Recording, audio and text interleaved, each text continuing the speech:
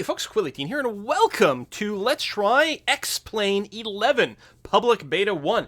X-Plane is one of, I'm going to say, two major flight simulator games out there. The other being Microsoft Flight Simulator X, which is actually quite an old title, but is an exquisitely well-supported game by a lot of third-party tools. There is also something that is not a game called Prepared or Prepare 3D, which is actually a very, very revamped version of Microsoft Flight Simulator with an exquisitely updated engine that is graphically much, much more impressive and has the advantage of being cross-compatible with a lot of the add-ons available from Microsoft Flight Simulator. But technically, it's not supposed to be a game, although, yeah, maybe. Anyway, this, however, is X-Plane 11, and I've said before, the advantage of X-Plane 11, while it doesn't have quite as much third-party support, out of the box, it is a much, much better game. And in fact, with X-Plane 11, we get a radically cleaned up and redesigned user interface that is just an absolute joy to work with. I have to say,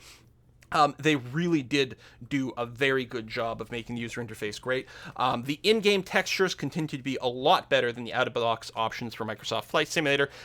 It now features a new procedurally based rendering, physically based rendering system with more physical materials that add a lot more interesting gloss and reflection and shine to the game. It's got HDR support. It's got all kinds of different things on it. Of course, this is the public beta of the game, so there are expected to be some glitches here and there, some outright bugs, as well as maybe less than optimized frame rates at this time. So we're going to do a little bit of test flight. It's actually going to be one of my favorite little flights to do. We're going to take off from Manitoulin East Municipal Airport, and we are going to fly to the Greater Sudbury Airport. Nice little local flight. In a Cessna Skyhawk, it'll probably take about an hour. I think it'd take about maybe 25 or 30 minutes in the Beechcraft Baron over here, which I'm actually kind of tempted to maybe do that. No, we'll just do the Skyhawk. That's fine. I'll probably cut out a bit in the middle to keep the flight a little bit shorter. The new weather system can be customized in a really, really great way. We can add more cloud layers, bring it up there, make it maybe a broken cumulus layer, give it some more depth, tune the precipitation, visibility, all kinds of other things. Really great little weather system. Do know it's got the button in here to match real world conditions as well. I think that's fantastic. I'm just going to go for scattered clouds. It's going to be fine for us over here. The plane can be, well, not exactly tuned exactly. You can change your paint job, your livery, through a few different things built in. You can tune your weight, balance, and fuel. We don't need this much fuel at all. Again, it's going to be about an hour-long flight, but I guess I'll leave that in there because I think this is the absolute. Fuel doesn't include any sort of reserve margin, so that's probably going to be a fine idea. You can start with certain things broken. You can start with the engine running, which is actually the default, but I'm going to go ahead and leave that off for now. Ooh, I don't want to do that. I want to go back over here. Built into the game, you don't have the FJS 732 twin jet. This is actually a payware airplane that I've purchased, but the others are there. The Boeing 737. Oh, there it is again, yeah, because these are my favorites that have been starred. There you go. So two variants of the 747, the 800 and the 400. I believe the 800 might be, or that's the 737, the 747. One of these is new, I think, the X-Plane 11, but I'm not sure which it is. MD-82, actually, that might also be new. I'm not sure. Is the Cirrus Vision new? I think they've actually changed quite a few things going on here. Glider, helicopter, some military planes. No picture for that one, but it's there. We've also got a seaplane version of the Cessna. Not a ridiculous number of planes, but some amount. Plus, we can show extra aircraft that were brought in from previous versions as well. So we're just going to play with this little Cessna over here. And yeah, I'm going to be resetting this flight. Scattered, that's going to be fine. Start new flight, start new flight. One thing to note is I do not have this game on an SSD. I just have it on a regular old school hard drive. As such, there is a little bit of loading time, but it's really not too bad at all. It does help that this airport is in the middle of nowhere and has nothing going on, which is actually a bit of a shame because one of the things X-Plane 11 brings to us is substantially more lively airports with a lot more parked vehicles, trucks running around, that sort of thing.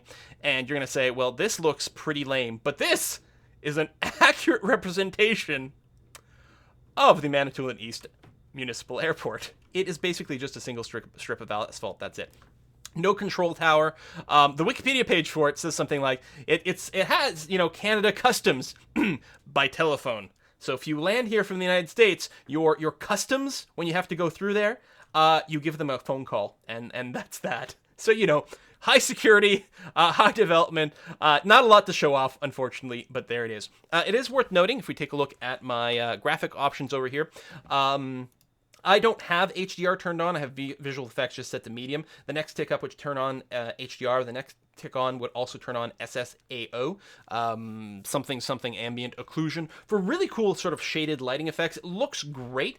But on some of the planes, including the Cessna, I don't think all of the textures have been updated to the new, like, physically based rendering procedure. And a couple of gauges on the Cessnas, these two, they sort of like blink and twinkle and things. It's not a Z fighting thing.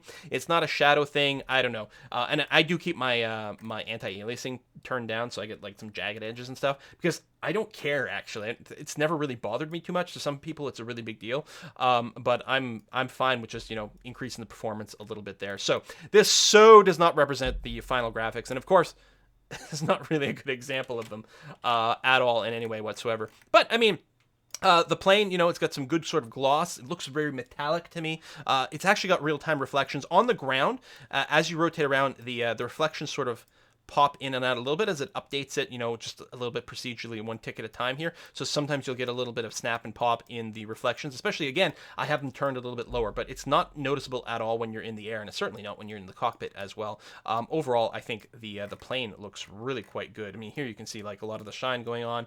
You can see the rivets. You can see that I've moved the camera into something inappropriate there, so that was kind of funky.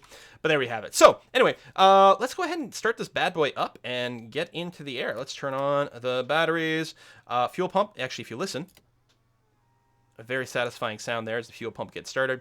We'll turn on the beacon. That's oops, that's not the vision mode I want. Beacon is the blinky bit on the back of the tail over here. I don't think the avionics need to be on to start the plane, do they? I don't think so. Let's see. We're going to go fully rich. We are going to pull the throttle out by about a quarter, so about 3/4 of the way full. Let's see if we can't get this bad boy started up here. And there we have it. Excellent. So now that that's running and our alternator should be good, we can maybe turn on the rest of the electronics, make sure that that's all hunky-dory. We're all happy with that. I suppose we'll turn on the taxi and navigation lights. I guess we'll turn on the strobe. As long as you're not in clouds, it's going to be fine. Do you need landing lights when you're actually on the takeoff part of it? I don't know. We'll leave it off. Who cares? There's no one else around. No one's going to give a crap what the hell we do. We're going to tune a few radios. One of the nice things in here is that there is a much nicer sort of integrated map than ever before. It performs very quickly. It's very easy to move around. We've got the different sort of viewing modes as before, but the VFR sectional is going to be fine. I don't think I care about seeing the clouds, actually. Like, normally, yes, but right now, let's go and turn that off so we can see. By default, it orientates the map based on your plane's facing. I think in this scenario, I'm going to be quite happy to just face north. That's going to be okay. And is it auto-centering? Is that what that does? Don't auto-center. If I turn that off. Oh, that's interesting. Oh, I'm not sure that's exactly what we want. When I get it to face north, it centers on the plane. If it's not facing north, then I can pan around a little bit more. Anyway, here's where we're going, the Sudbury Airport over here. If you click on here, we get some information. These are the runways available. We're going to be going for the 04 runway here. It's going to be quite convenient. So this represents the compass direction. So this is degrees, right? This is 40 degrees. So it's basically almost exactly northeast is the way this runway faces. And actually, if we zoom in, we can see quite clear these are the runways. The numbers of the runway always indicates the direction.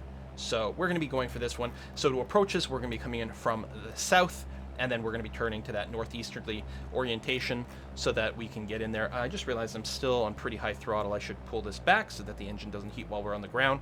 We're just waiting for the oil pressure to rise up, or the oil temperature rather. Oh yeah, and it's gotten nice and hot. It starts off cold, warms up over time. That's going to be fine. We are using a little bit of fuel here on the ground, but that's not going to be too much of a problem. So, our actual flight plan, what I'm going to do is I actually want to take off and fly just slightly westward over here. This is the town of Little Current, very lovely little place with a bridge, and I can talk about that. And this is actually going to echo a flight I did once before in, I believe, Prepared 3D, I think, using a payware version of the Cessna. So it'll be a nice little comparison.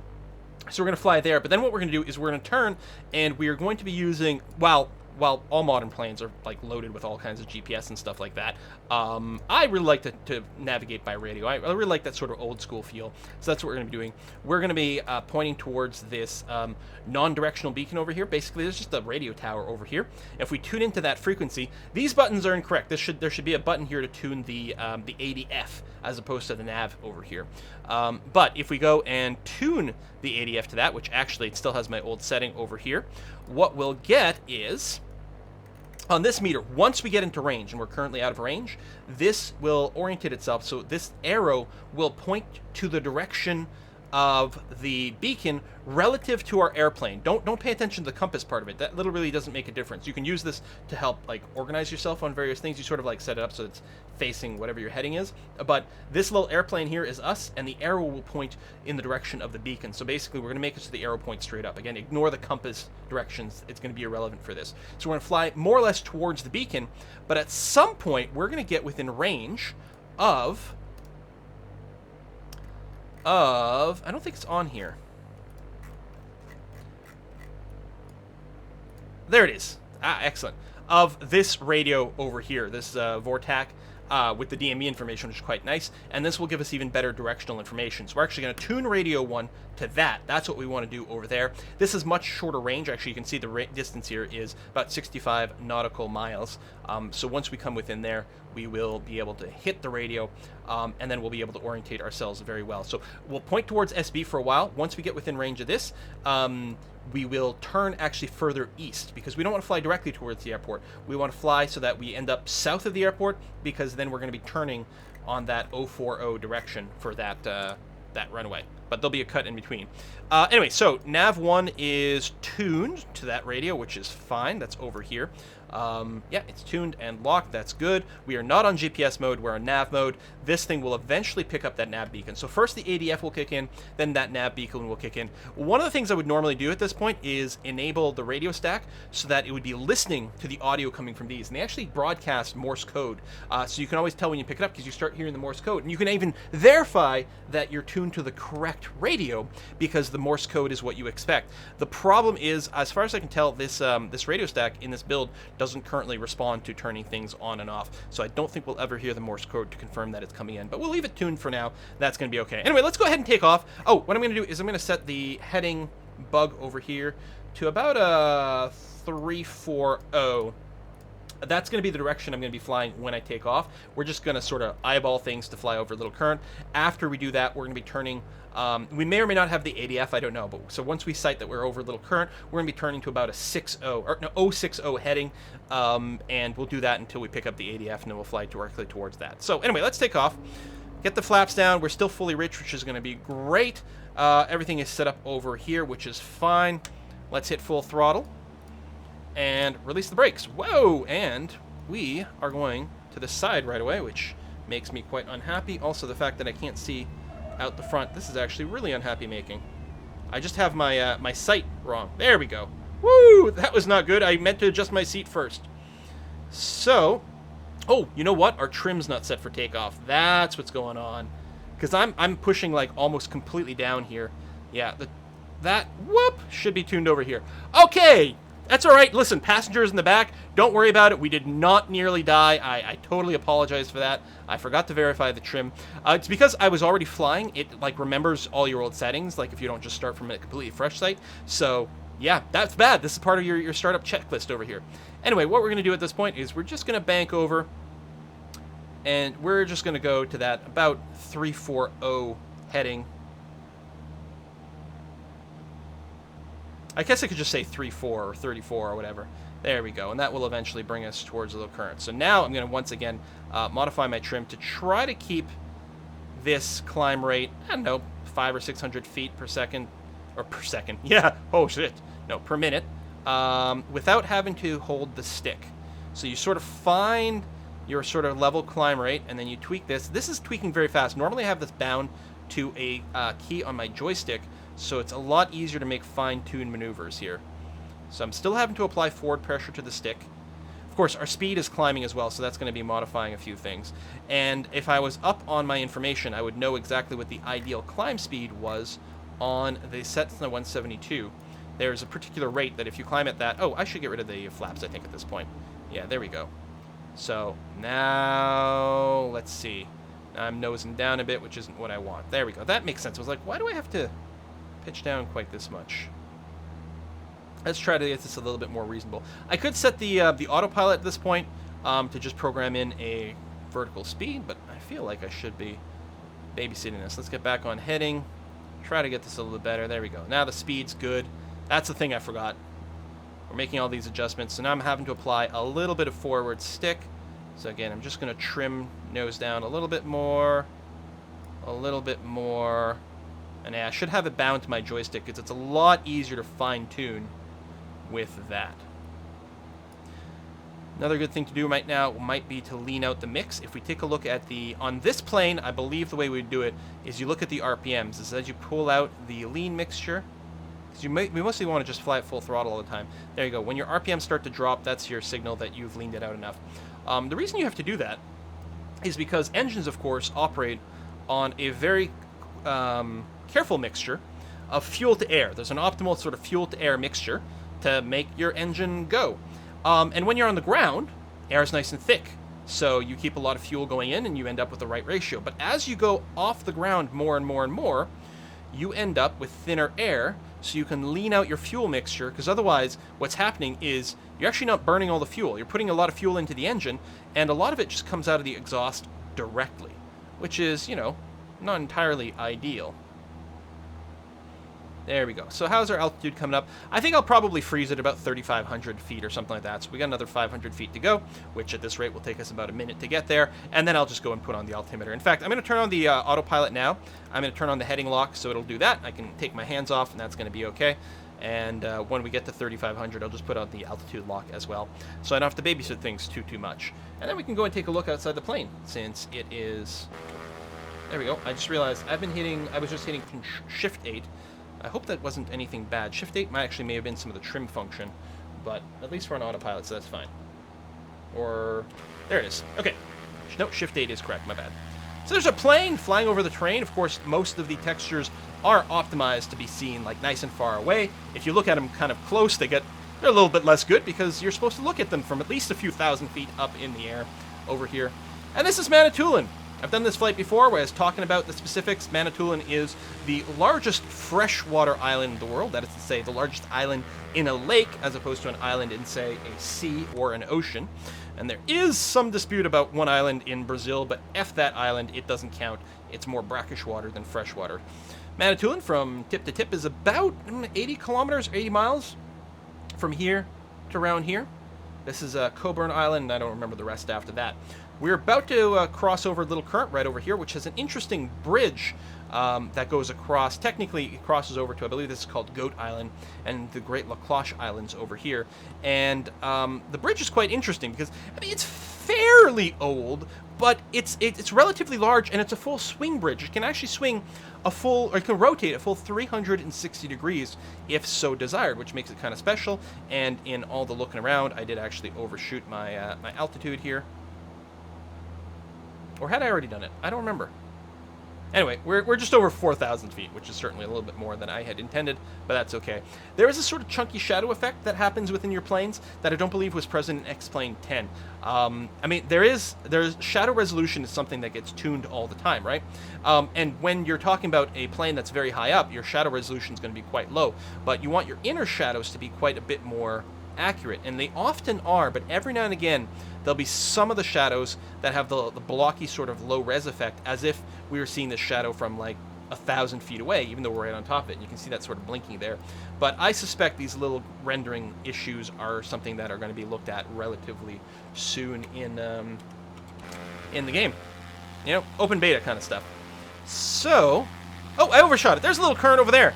Ah, it's a quaint little town. It's the biggest town on the island of Manitoulin. It's got a population of about 1,000, and that right there is supposed to be the bridge. Now, because I don't have a specific, terrain detail pack for this area, it is just a normal sort of highway or causeway spanning the water over there, as opposed to the really interesting sort of black metal swing bridge that is present in Little Current. Anyway, having done that, any chance my ADS picked it up yet? No, not yet. But I'm going to go ahead and I am going to turn. Let me turn off the heading lock for a while.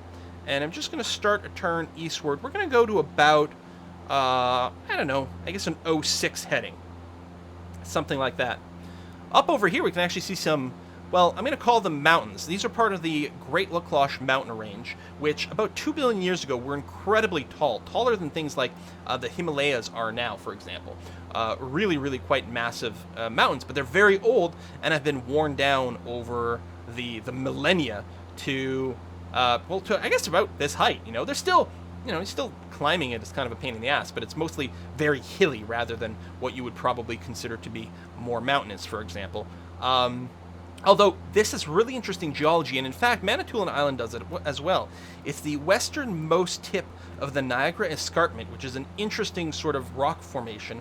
And every year, I think both like sort of fall and spring, you see busloads of like university and college students that are studying geology parked on the side of the road, both in the Lacloche Mountains and also on Manitoulin itself. And they're out there with their chisels and they're taking rock samples and stuff because it's quite interesting landscape. There we go. We're going to go ahead. About a 6-0 heading. That should be fine. Now that we've got that, I'm just going to move the heading bug over here. I mean, I could just turn the heading bug to get it to steer, but I think it's bad form to get your autopilot to actually do your steering for you. So we'll get it in the right area, and we'll lock it to that heading, and that's going to be okay. Somewhere around there, we should hit our ADF should come alive any moment now. I wonder if the map actually tells me the range of that ADF. I bet it does. 56 nautical. Really? Only 56. A lot. Sometimes the or is that the distance to me? Oh, for crying out loud!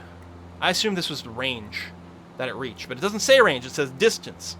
So this is actually sort of in that sense cheating. I guess it's the internal GPS system here. It's telling me the distances to these things and the direction to them, which is not really what I'm looking for here. Stop letting me cheat, game. Let me make sure I still got everything set. This is set to nav and not GPS. Yes, that's true. Oh, the ADF over here just kicked in. Look at that. Boom. So we're within range of that ADF beacon, and we can see the relative direction. So I'm actually not going directly to it, right? Because the arrow isn't pointing directly, whoops, upwards. Sorry, down here. Again, don't pay attention to the compass. The compass literally means nothing in this particular scenario. I can turn it to whatever I want, and it's a different kind of tool.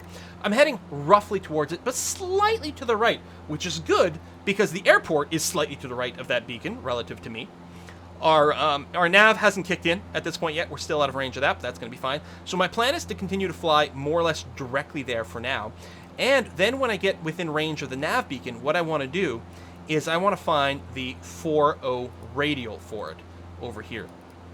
So what this will do, when we get within range, this center bar will drift to the left or right based on how far I am from flying on the 04 radial of that VOR beacon. What does it mean? Well, it means if I'm directly in the position where if I were to fly in a direction of, well, like 40 degrees, right? So 04. If I were to fly in the direction of 40 degrees, I would be flying directly towards that beacon. Then the line would be back in the middle. Otherwise, it'll be either to the left or the right. So that's fantastic. So I'm flying generally towards the Sudbury airport right now from the ADF. And then at some point this will kick in and it'll deflect way off to one side or the other. I guess it'll, yeah, like that. And at that point, what I'm going to do is I'm actually going to turn further east. Because what's going to happen, right? Where are we?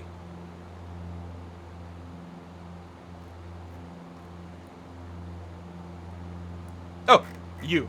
I'm like looking. I'm like, I'm a Cessna Skyhawk. Why the hell am I flying off in this direction? That's not right. Okay, here's me. Nice to highlight that a little bit more. So I'm flying, again, this way.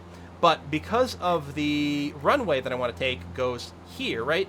What I actually want to do is, in the end up flying further east like this, and then catch the radial so I'll be properly lined up. But that's pretty much it. I think what I'll do is I'll go ahead and put a cut in here. And when we come back, okay, flaps are up, yes. Mixture is pretty much where it needs to be. That should be okay. Oh, RPM are a little high. I should actually throttle back a little bit so not quite redlined. Right, I forgot, since this is a fixed prop, I don't want to keep 100% throttle. Just something like 95% is fine, just to make sure I don't redline my RPMs. That's going to be okay. Speed's quite high, but still well within exactly where we want to be for a nice level flight. These being yellow presumably is good. Fuel. Alright, the tanks are pretty low, because I actually didn't fill them up. They were relatively lower fuel. I think we had 2 hours worth of fuel, and this should be about an hour flight. I think it's warning me that it's low, but we should be fine. What could possibly go wrong? I actually tried to lighten our load by not having a full fuel tank. Weight and balance. Yeah, 47 minutes left of flight right now, a normal cruise. I should be okay. We're not going to land with very much fuel left, but hopefully we're going to be just fine. At some point, when our nav kicks in, we'll actually get the DME information, which will tell us here our distance and expected time to hit that nav beacon. Now, apparently, we can sort of cheat by looking at the map. But again, I like that old school thing. And even if we didn't have these sort of displays, we would get that information. And actually, our follow-up flight, I'm going to do in a much, much older plane. I'm going to be using a 737-200 that was built in about the 60s. And it did not have GPS or flight computers or anything like that. So we're really going to have to fly by radio, which I love. It's my favorite thing. All right, so we're going to put a cut in here. Thank you very much for watching. Hope you enjoyed it. Hope you enjoyed my little geology lesson. This was a repeat a little bit if you'd watched my previous video of this flight in other games. Look at this, like these little details. Freaking love that. That's just fantastic. Oh! See, the needle's deflected. It looks like we're still out of range for the DME info because we'd be getting that right there, but oh, no, there it is. There it is. So we know our radial relative to the station, and we know our distance, which is fine. I guess I'll go ahead and make the turn a little bit more east. Maybe not directly east at this point, but more east. I'm going to be lazy and make the turn just via the autopilot here, just moving the heading bug over to, I guess that would be an 8-0 heading. So mostly east, slightly north. And yes, it'll wobble back and forth. We could make this a little smoother. Look at the terrain over there. Oh, that. Nice and lumpy. Again, I tend to play the Microsoft Flight Simulator line a lot more, and its terrain is so nowhere close to this good out of the box. There are some really great terrain packs for Microsoft Flight Simulator, like the Orbix ones. There's also great terrain packs for X-Plane if you do want more detail, but I don't feel the need for it as badly with X-Plane. I mean, maybe if you were specifically flying in an area where you wanted super high, like, realism as opposed to pure beauty, then maybe, but other than that, I'm quite pleased with this. Anyway, so again, I'll put in a cut, and we'll get back to this when we are ready to approach the airport. Thanks for watching. See you next time.